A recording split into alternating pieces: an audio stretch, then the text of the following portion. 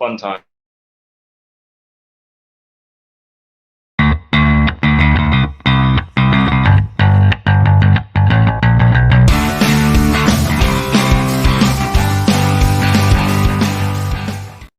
Hey everybody, it's Thursday. And welcome to this week's edition of The Night Bite. I'm Josh. I'm Emily. And apparently my cat is with us and you have a tail coming through. So we're live. We're live and sometimes that just happens. So welcome to all of you who are at home and thank you for joining us. Mm-hmm. We've had kind of some crazy weather for fishing up here in Wisconsin. And, I'm hoping for the warm up so we can get going on the season here. Yeah, for sure. I mean, it's coming. We got a little bit of change coming. I'm just hoping for consistency. We're talking like 80 degrees, next day 40 degrees, then it's 80 degrees. Then we just need some consistent weather. That's it. But yeah, as far as events and stuff, I think everything is kind of chilled out until the summer kind of rolls in. So get out there and just get some fishing on. Yeah. Well, and let us know where you guys are at. Let us know what your water temps are at. Let us know what the fish are doing because I'm interested in all that. Mm-hmm. And if your fishing is better than mine, then I'm going to come and visit.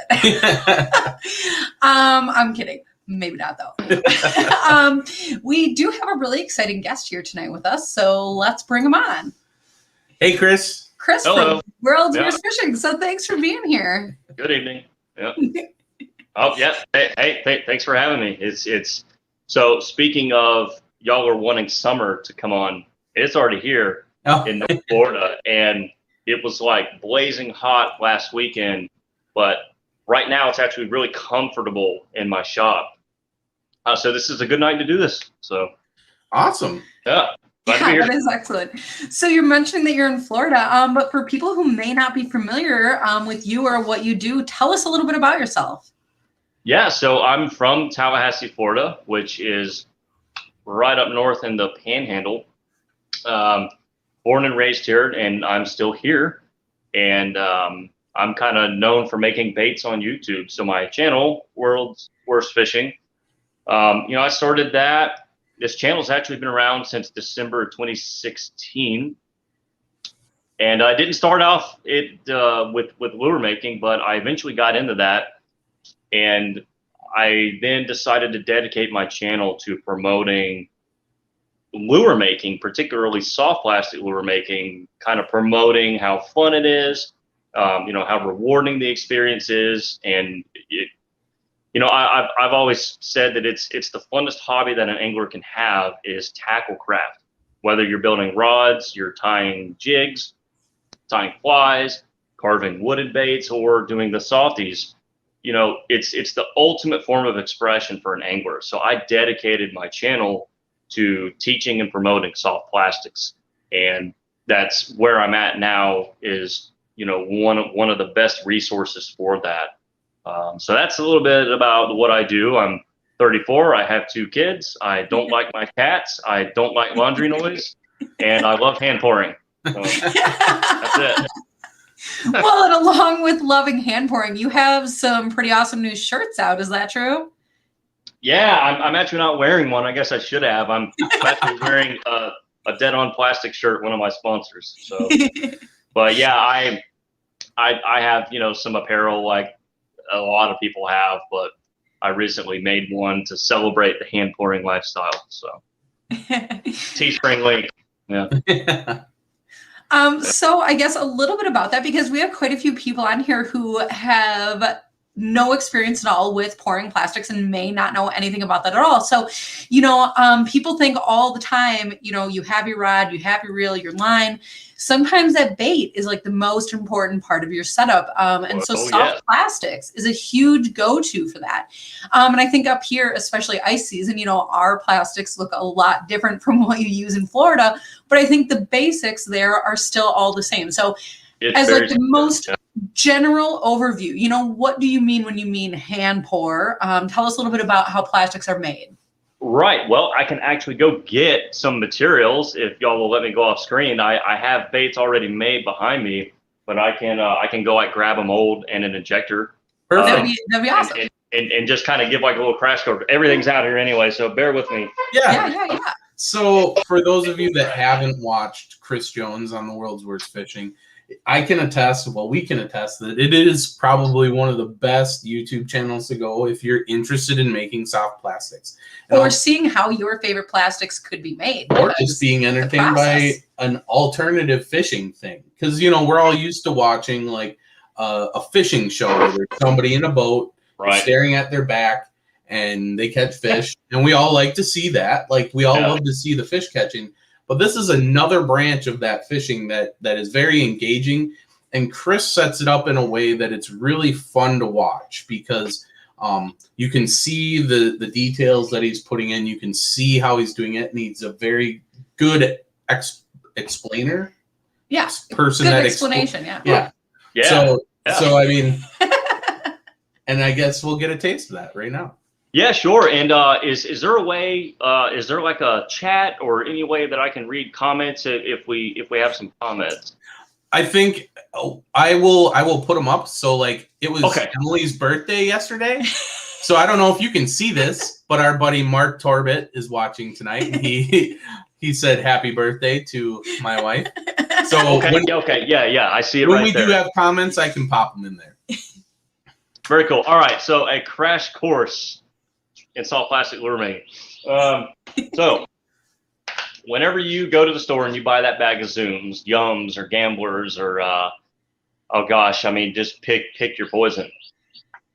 Everything you get, with the exception of something like Z-Man, which is that real stretchy elastomer stuff, it's based on a liquid material. Yeah, it's based on a liquid material called plastisol.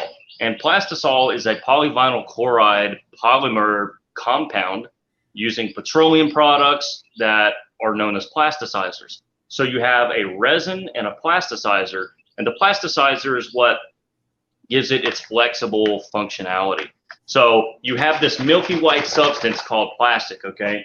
And basically, plastic is super cool stuff. It starts as a milk-like substance.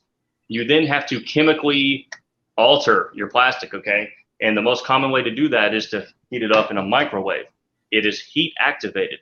So you're taking this compound up to a certain temperature. It will then turn clear and go through what's called the gel phase. And then from there, you can add your colors. So let's just take something really simple, a really common popular color. Let's just go with Junebug, okay? So Junebug is just sort of a dark purple or a black grape pigment. And then you throw in a bunch of green glitter, okay? So it's a very simple color, but basically you cook your plastic, you add your pigment, and then you add your flake. And then what you have to do is you have to then get that material into a mold. Now, I have several videos on my channel that I like to call my guide series. So if you were to just go on YouTube and type in guide to making soft plastics, you're gonna find me really fast. Watch those, because that I can show you way better there than I can say here. But basically, this is an example of an injection mold. See all the pretty little bugs there. And you'll see that it has this middle section, right? And the opening, there's an opening on the top. Basically, it's so simple. Basically, you take that plastic and you draw it up into a giant metal syringe, put it in the injection mold, and plunge it in. And that is hand injection. Now, hand pouring, you basically prepare your colors, your plastic the same way, but now you have a mold that is open on the top, right? I can't really inject this, and it comes apart like that, right? So now I'm gonna take my cup of plastic. Instead of using the injector to draw the plastic out of the cup, I'm now pouring it, okay? So it's much more hands-on. You can place color very precisely because of it. And, you know, it's two different worlds, essentially. So, you know, there's a lot of people that love injection. There's a lot of people that love hand pouring. You've got people like me that do both. I think it's important to do both. I teach both. I promote both. I tend to think I'm pretty good at both. And, you know, it's important for me to show people all the options that they have when it comes to this hobby. So that's a real simple way to put it.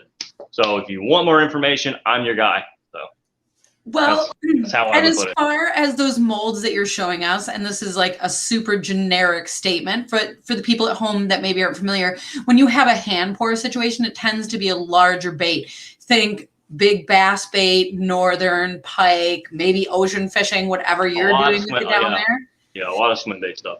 Yeah, and then a lot of the injection molding is, it can be a lot of your other stuff, but especially when we talk ice fishing, that is where your ice plastics almost have to be injection. I mean, you were talking about plastic needing to fit into very small places, and that's very challenging for hand pouring and very inefficient. So, if I want to make a bunch of ice fishing, and I liken it, speaking of crappie, most of your crappie fishing baits, what we call them specks in the South, but a lot of those are hand injection as well. Because again, a little tiny 1.5-inch grub with a little tiny tail on it, you're not pouring that. So, and you wouldn't want to really. So, that's all hand injection. Boom, one movement of the arm and you've got 30 of them. And that's what's great about injection is you can come out here for an hour and have more stuff than you can use in a month.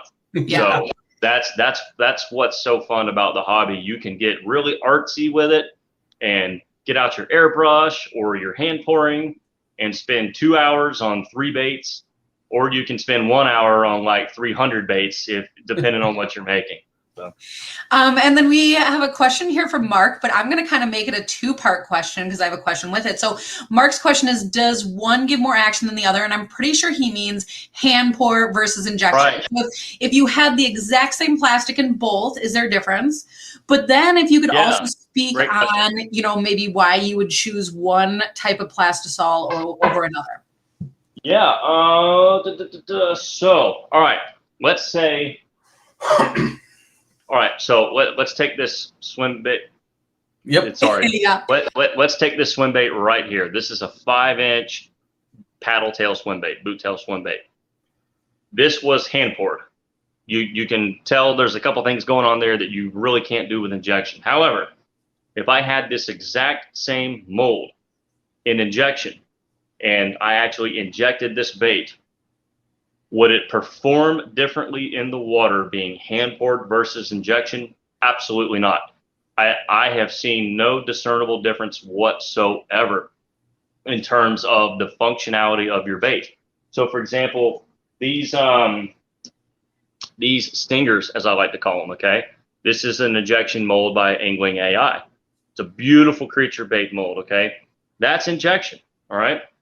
However, these, let me get them real fast.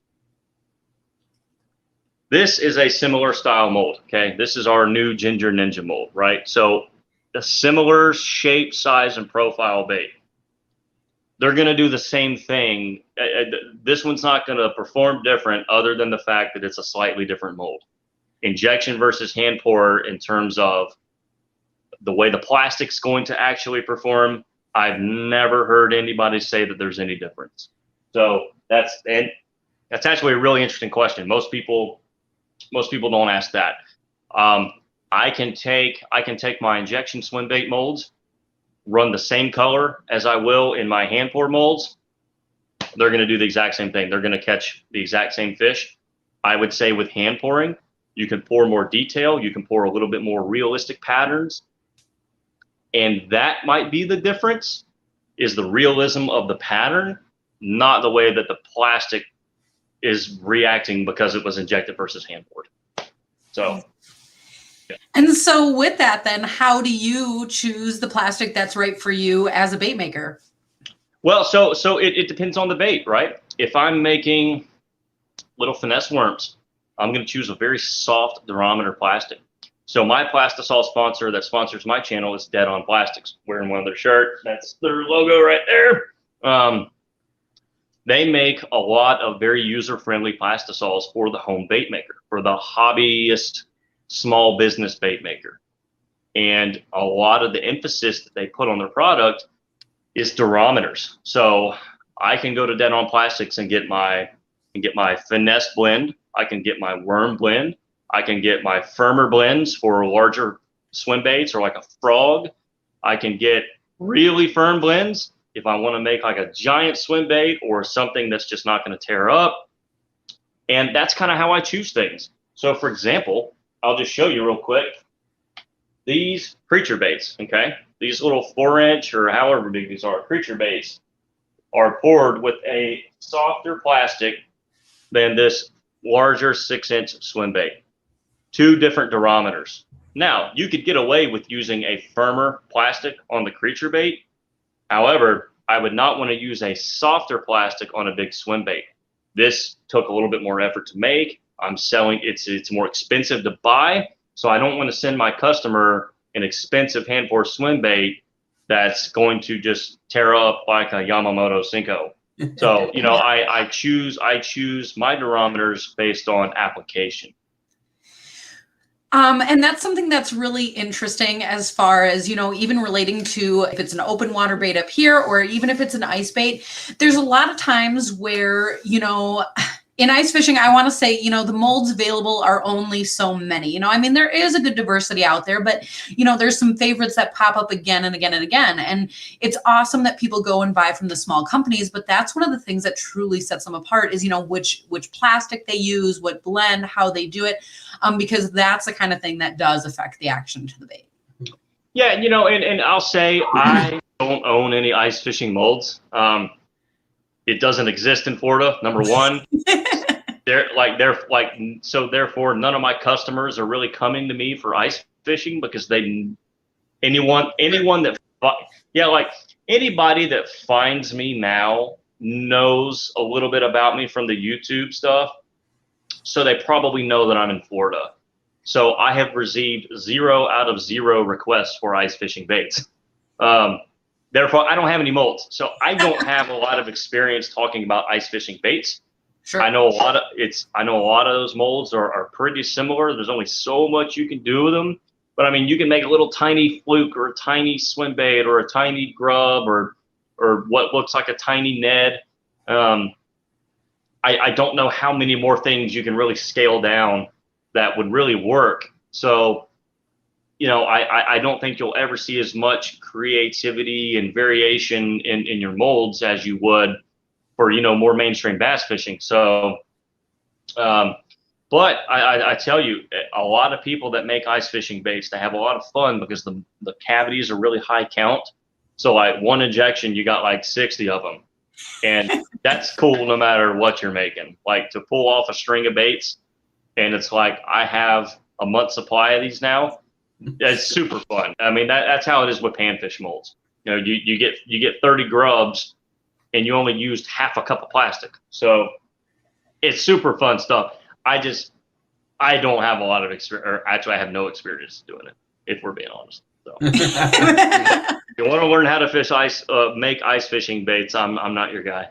No, no, that's same all right. Principles apply though. The same principles all apply. It's all the same stuff. You're going to need plastic. You're going to need glitters. You're going to need hand ejectors. You're going to need molds. I have a lot of videos recommending these types of products, the type of products that I have the best success with, that I know anyone who comes into the hobby has the best chance of success for. You know, when I started making baits, there was no World's Worst Fishing. There was no, there was no nothing. You could buy an instructional video like on VHS to learn how to do it. There was no constant content, and I had to rely on forums.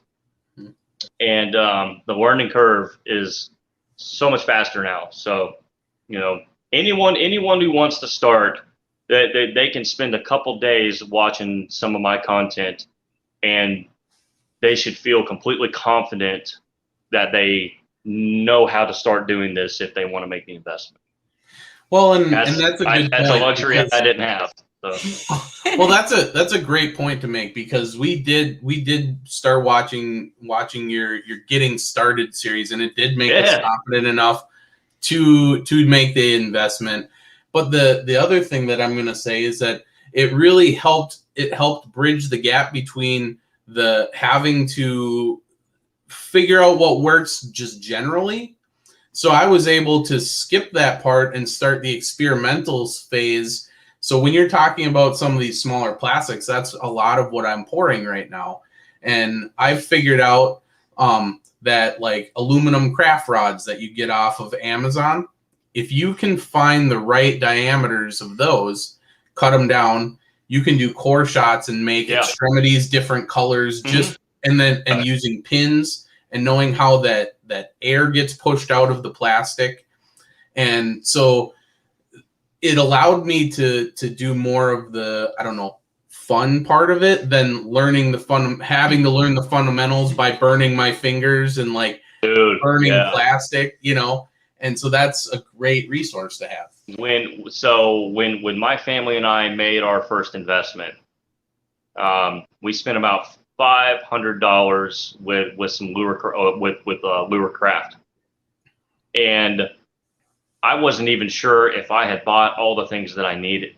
Yeah. I actually bought some hand pour aluminum molds by mistake, thinking that they were going to work with my hand injector. That's how like it was an informational black hole, is the way that I like to put it. So you would just buy all this expensive stuff, not knowing even if it's the right thing or if you know how to use it. So I mean, I didn't even know how to cook plastic.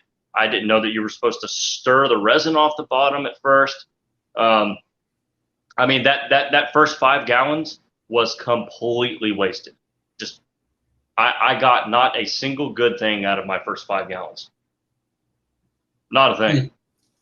Wow. So, and that's how experimental it was for me in terms of just trying to get the materials to work.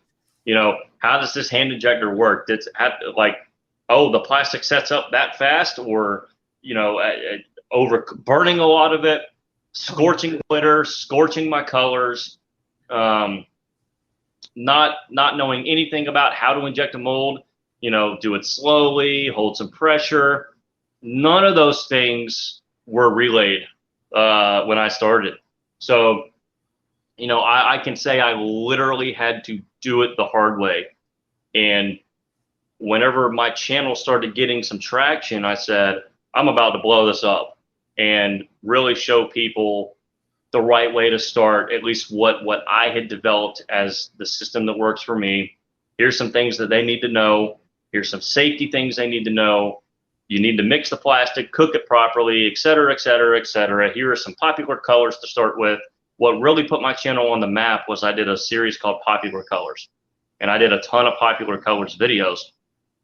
And you can go back and it's all the basics: watermelon, red pearl, green pumpkin, June bug, black with blue flake, baby bass, red shad, all the things that we've all been using for our whole lives. I showed the world kind of how to do it in your garage. And yeah, it's been great. It's been great. Well, and I love hearing about all of that time that it took you to build that experience, because that certainly did help Josh. I love hearing him talk about watching all these videos in sequence. And I'm sitting here laughing because, like, he has a little bit more time than I do sometimes to do that. And so, to be honest, the first thing that I had heard about plastics is that it was kind of a little bit tricky and that you got to be kind of right on with things. And I was a little bit nervous. Yeah, it's not easy. The first video I've ever seen of yours, though, was the one where you mix up all of your colors with like really crazy things like coffee and paprika. And you like broke every rule that was out there. That's the first video I ever saw, and it put my mind right to ease. Yeah. You know, and those videos do really well, and they're really fun. You have to be careful. You know, this is an oil-based product. There's certain things you can't do. It's like hot grease on the stove. Don't mix anything that's water-based in it, you know? So I have to be careful what I do there, because I don't want to encourage people, especially young kids, to then, oh, I want to do what Chris Jones did, and then they go get something and they throw it in their plastic and it has a bad reaction. So, you know, that's why there's a disclaimer in the description of every video. So, well, and that's you know, you have to take your time with this stuff. You just do. You can't get in a hurry. So, well, that's a really great point because we're talking about, it's fun. It's, relatively easy, especially with help, all of this great stuff. But the reason that not just every person in the world pours plastics is, first of all, you do need quite a bit of equipment, but there are some safety precautions that you really need to take. So I know that you always have fans going and, you talk about your garage. I imagine you must have like your door open or some kind of ventilation, but, just necessarily sitting in your basement is not necessarily the way to go. Yeah, and when people ask me about it, obviously I tell them wear a respirator.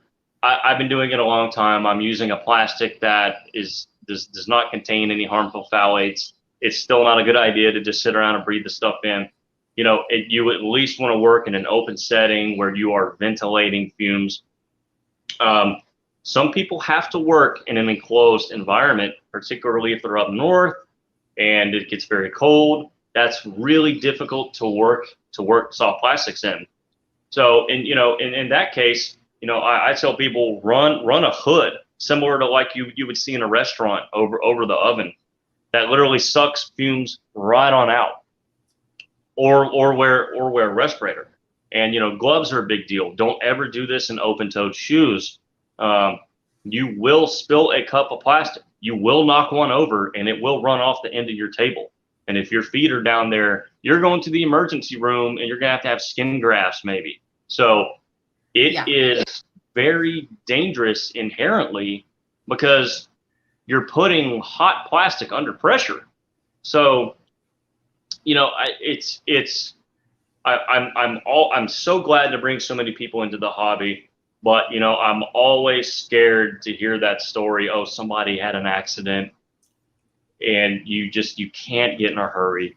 You have to take your time. You have to be focused. You can't do this and be distracted. You can't do this and let your 2-year-old run around and watch him too. Right. You have to lock in and do it.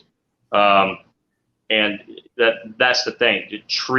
You have to respect it because accidents do happen. Yeah, and it hurts. Yeah. It's a really good point because one thing that I didn't realize is that because we work with such small quantities of plastics, being that our molds are so small, we end up having probably we end up having probably the same amount of pucks you do laying around of the excess plastic that we don't use to shoot. Otherwise, we'd end up with 5 million of the same color. Yeah. So yeah. But what I have been doing is I do revisit colors and I do make color combos. And what I didn't realize is that the plastic on the outside of those pucks will not melt as fast as the inside when you cook it in the microwave. So one thing that I would caution people is that when you do the remelts, when you heat up that plastic puck again, let it sit in the microwave for 30 seconds to a minute. It'll soften that outer layer. Otherwise, be very careful when you poke it, because I poked it and it squirted up and it got on my fingers, and I had my 3 fingers bandaged up for almost 3 weeks with second-degree burn. I'll tell you how I avoid that. So let's say I want to remelt this puck. Okay, I'm gonna drop it in the cup like that. Mm-hmm. Right, up and down. I'm not gonna fit it back in there like that. Okay. I'm gonna do it like this. That way there is no top layer of skin. It's gonna cook it a little better. And really the right way to do it is to cut it up into little chunks with scissors. Right. Yeah. Yeah. Right way to do it. It's funny. It's not funny because you don't want anybody hurt, but it's funny because not obviously he knows that. But when you are a hobbyist and sometimes you get excited to make a color or put something together and you're like, I'm just going to do this. You're and distracted. then it's like, yeah. Mm-hmm. And so that's the thing is, certainly accidents do happen and you take the steps to avoid it, but taking the steps is what's important. So. Yeah, you just can't get in a hurry, and I'm so guilty of that. I especially now with 2 children, if I get a chance to pour, I'm like out the door. And every time I come out here, I want to one-up myself and pour the most beautiful thing that I can think of. So I'm out here rushing and rushing and rushing, and that's going to lead to an accident one day for me. So as comfortable with this stuff as I am, I could dang near do it blindfolded.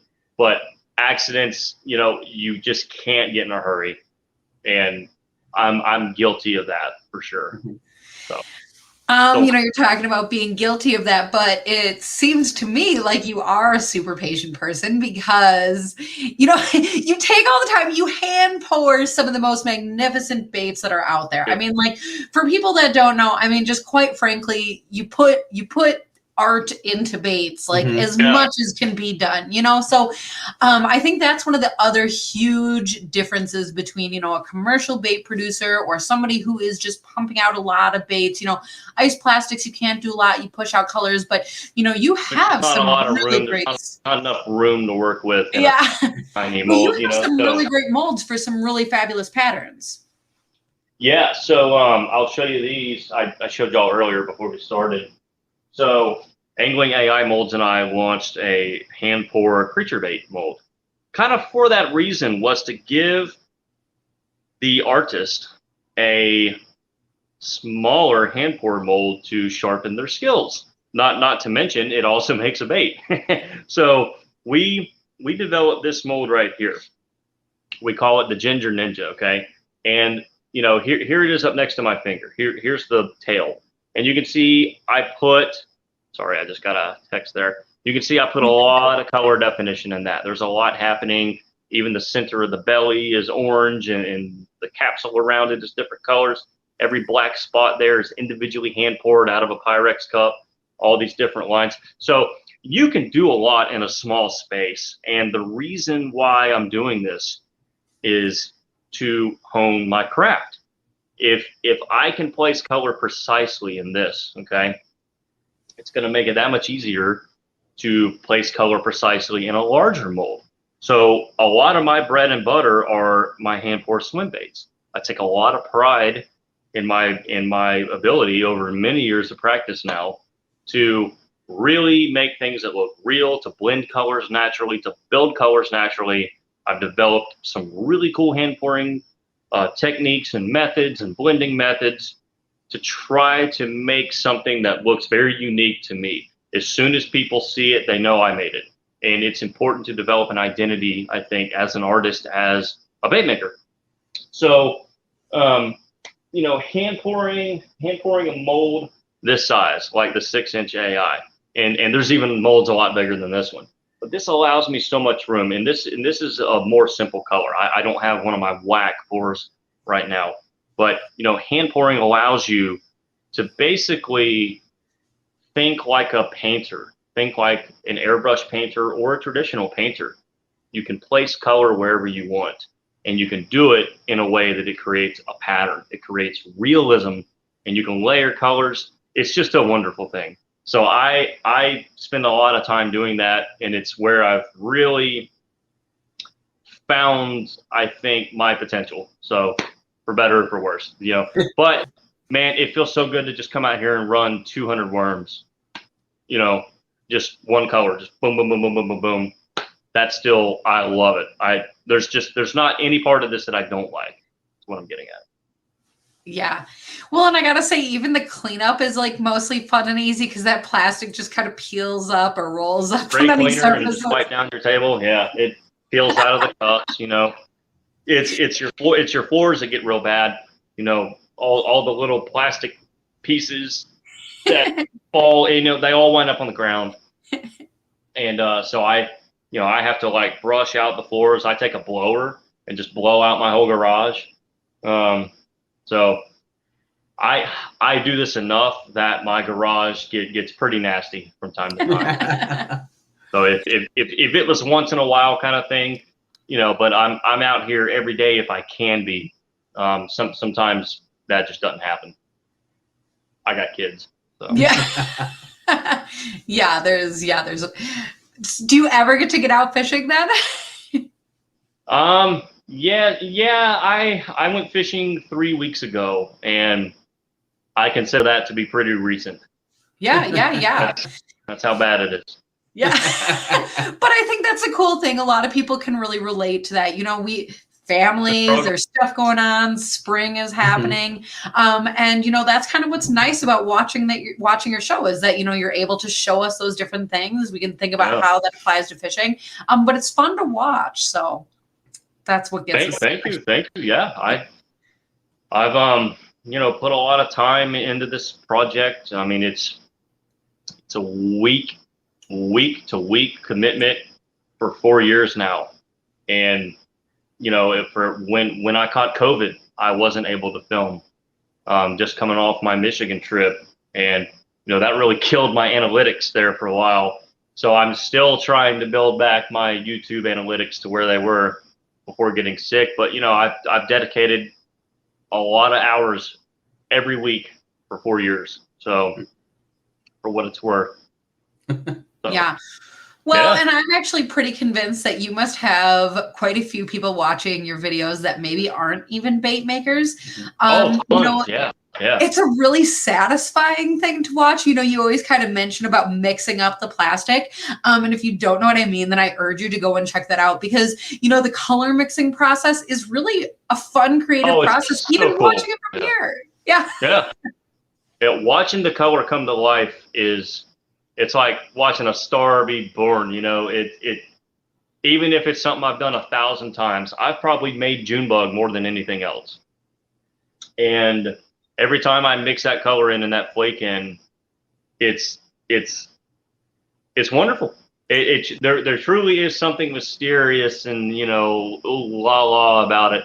It's really fun to watch, and I think you have to have that passion for it to keep doing this crap. I mean, it's an expensive hobby. It's a lot of hours on your feet. There again, it requires a lot of time. You can't rush things. You have to really love it. And to get good at it, you have to practice so hard. I played drums for a long time, and the dedication that I had to developing the muscle technique and timing and coordination between hands and feet, I've had to do that here. I've had to practice just as hard pouring plastic out of a cup as I did to get to a professional drumming career in my 20s. So, if you can dedicate that kind of time to it, you'll have the results that you want. Yeah. That's what I tell people. So you use the words like perfecting, like pouring plaster. It's like controlling liquid. You know what? It's like, when you are doing open pours, especially, and you watch how you do specific placement of that hot plastic. I mean, that is a talent that, takes time to develop. So that is really cool. And that does make it fun to watch. Yeah. A lot of it, sorry, I just got bit by a mosquito. Now my foot's itching. A lot of it is temperature control.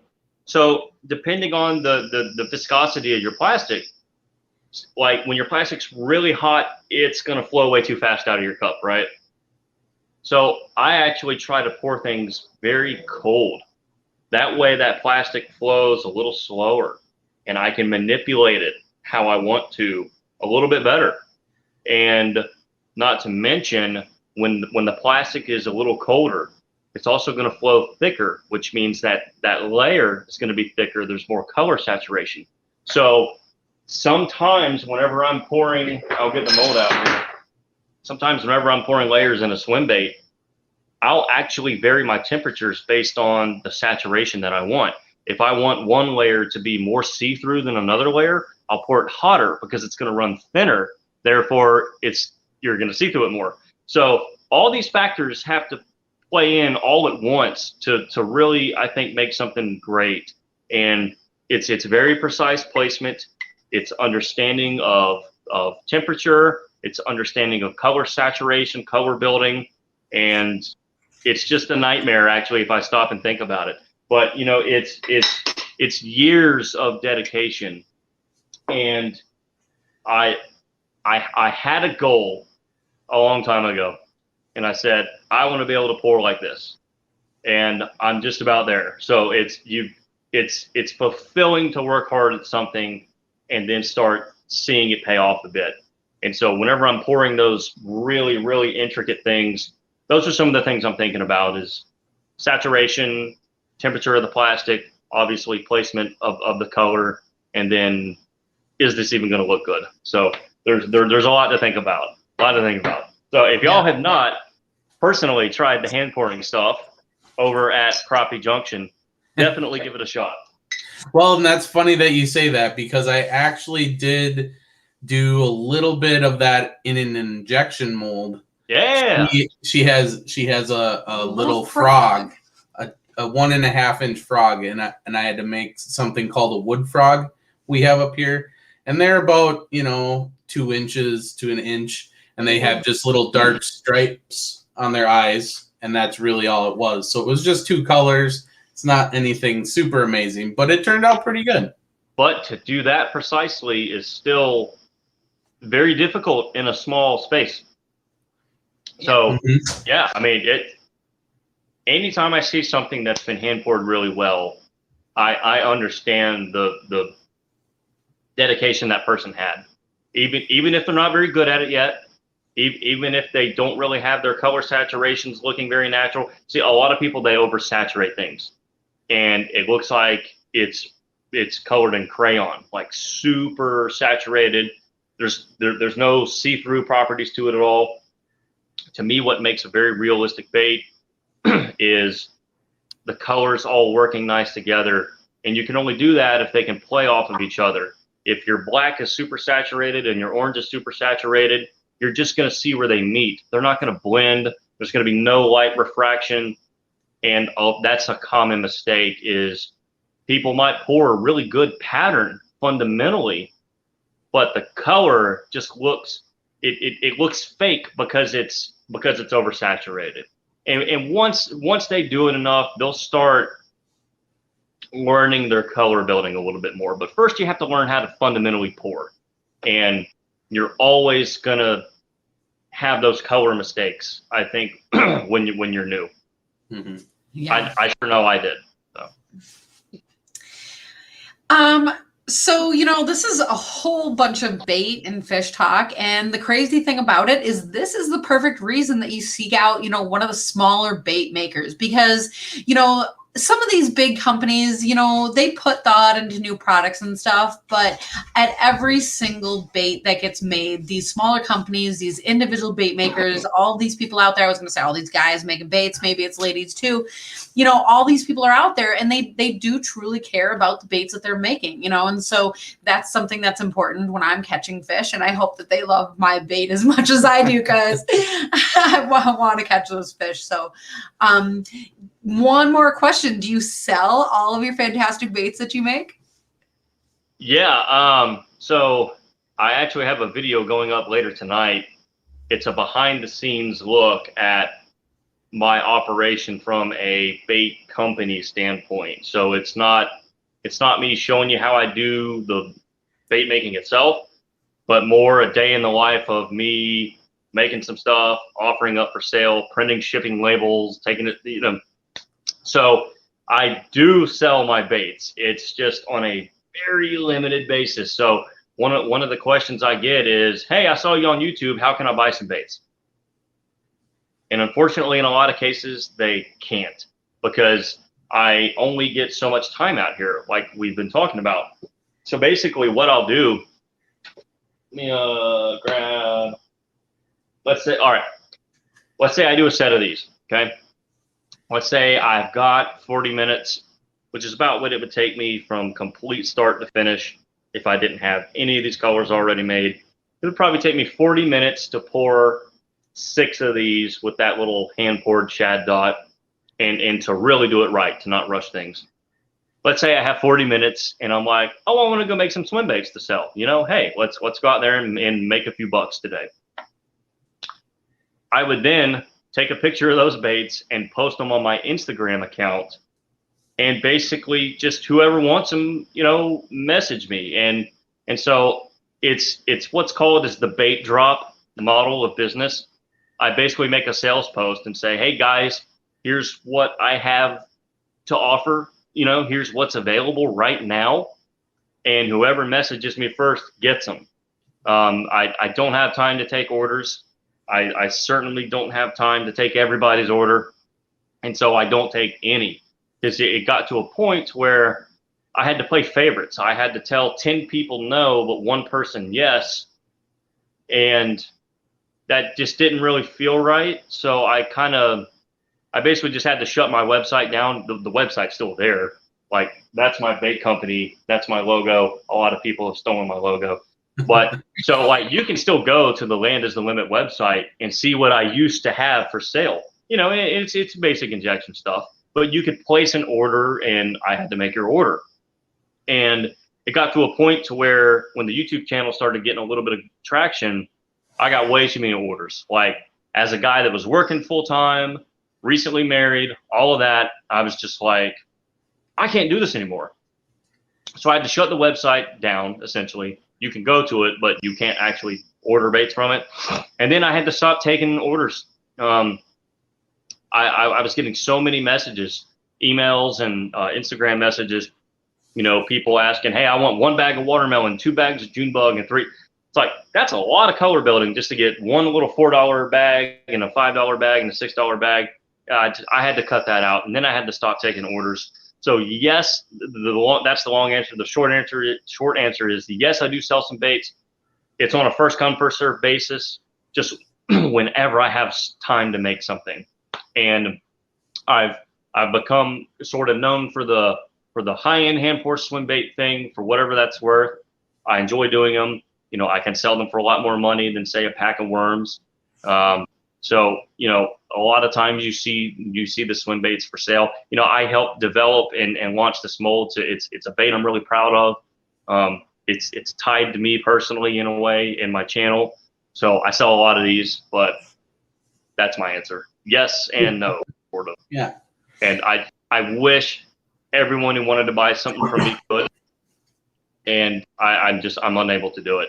And really, even if I went full time, the type of baits that I'm selling, you know, the hand pour stuff, I still wouldn't be able to meet demand, because you especially with hand pouring, slow and steady wins the race. You can't pour a high end bait fast. So that's where we're at. Yeah.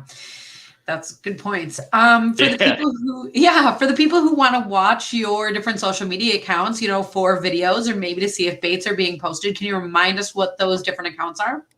Yeah, so obviously just World's Worst Fishing on YouTube. I'm the only person dumb enough to name their channel that. And so if you just search World's Worst Fishing, you'll find it right away. I'm only on YouTube officially as World's Worst Fishing. I'm on Instagram officially as World's Worst Fishing. Technically, I'm on TikTok, but I don't use it a whole lot. And then just my personal Facebook. I think you can still find in the search the World's Worst Fishing Facebook, but I've taken it down. Like, I don't use it anymore. I had to get rid of one. It was too much. Like, I can't just spend every moment of my life on my social media. I can't do it. So, yeah, no. Absolutely. Like, but you do have a lot of content out there. Yeah, I worked really hard at it. And there again, I'm just a part-timer. Some YouTubers are full-time, and I'm like, why aren't you doing more, bud? You know, or just whoever. I mean, there's a lot of full-time YouTubers, and I'm not even talking bait YouTubers. I'm just YouTubers in general.